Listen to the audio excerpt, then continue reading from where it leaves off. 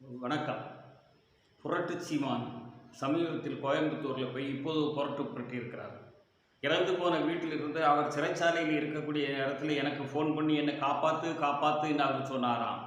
கடைசி காலத்திலே குழந்தையோடு இருக்கிறேன்னு சொன்னாராம். அதை நீ உயிரோடு இருக்கும்போதெல்லாம் சொல்லியிருக்கணும். என்னிடத்துல இவர் இப்படி என்னை காப்பாற்று, என்னை விடுதலை செய் அப்படின்னு என்கிட்ட கேட்குறாரு அப்படின்னு சொல்லி அந்த நேரத்தில் செய்து அதுக்காக வேண்டி நீ ஏதாவது முயற்சி செய்தாயா? தமிழக அரசுக்கு நீ வேண்டுகோள் வைத்தாயா?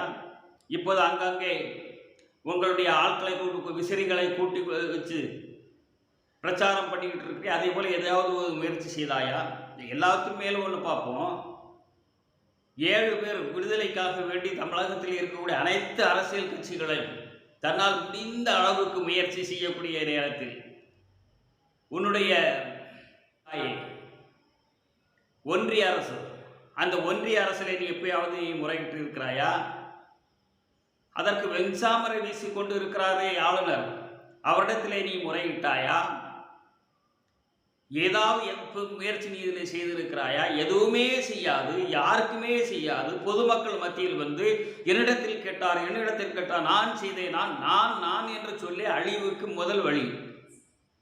இளைஞரிடத்தில் நாம் கேட்டுக்கொள்வது, இந்த புரட்டுக்காரனை நம்பி நீங்கள் பின்னால் செல்வீர்களேயானால் வடக்கர்களிடத்திலேயே தமிழ் தேசியம் என்று சொல்லி தமிழகத்தையே அடகு வைப்பதற்கு இவன் தயங்க மாட்டார் என்பதை மட்டும் நீங்கள் புரிந்து கொள்ளுங்கள். பிரபாகரனோடு நான் உரையாடினேன் என்று சொல்லி அப்படி நடந்து சென்றேன் என்று சொல்லக்கூடியவர் ஒரு காலத்தில் உயிரோடு இருக்கக்கூடிய நேரத்திலே எங்கே போய் ஒளிந்திருந்தார் என்பது தெரியவில்லை. இப்போது தமிழகத்தில் அவருடைய குடும்பத்திலெல்லாம் சொல்லுகிறார்கள், எங்களை வைத்து நீங்கள் அரசியல் செய்யாதீர்கள் சொன்ன பிறகும் கூட ஒரே வட்டத்திற்குள்ளேயே நீ சுற்றி தமிழகர்களாம் ஏமாற்றுகிறார். தமிழ் பேர் உனக்கு எந்த விதமான அக்கறையும் பற்றும் கிடையாது. தமிழ் வாழ்த்துக்கு எவ்வளவு பெரிய எதிர்ப்பை சொன்னாய், சொல்லிவிட்டு நீ இன்னும் தமிழகத்திலே இருந்து கொண்டு இருக்கிறாய். ஏனென்று கேட்டால் தமிழுக்கும் உனக்கும் உறவு கிடையாது என்பது தமிழக மக்கள் உணர்ந்திருக்கிறார்கள்.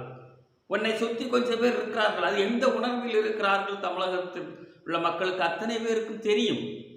தெரியாது என்று அதை நீ அரசியல் என்று நீ எண்ணிக்கொள்ளாதே. உன்னுடைய உறவோடு இருக்கிறார்கள், அது மாறுபட்டு கருத்து இல்லை, நீங்கள் அப்படி இருந்து கொள்ளுங்கள். ஆனால் தமிழக இளைஞர்களே, அரசியல் என்று சொல்லி அவரை நம்பி ஏமாந்து விடாதீர்கள்.